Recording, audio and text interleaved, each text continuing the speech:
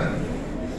අනුකරණය copy කිරීම. හැබැයි ආభాෂය කියන්නේ දැන් අපි අමරදේව කොපි කරනවා නම් ඒක ඉනාම යනවා මිනිස්සු. ඒ වගේ කියන්න try කරනවා. කියන්න බෑ. හැබැයි අමරදේව සර්ගේ ආభాෂයක් නැහැ වගේ. එතුමා ඉගෙන ගන්න ලැබි. අඬභාවිකා කරපු ගීත තෝරගත්ත සියලුම ආభాෂ. අපු මේ මොකද කරන්නේ? මේ පැරණි හටන් කවි තනුව එහෙම කොපි කරනවද නැහැ. ඒ තනුව එහෙම තියෙන්න ඇර ඒ පැරණි හටන් කවි ආభాෂය ලබා පැරණි හටන් කවි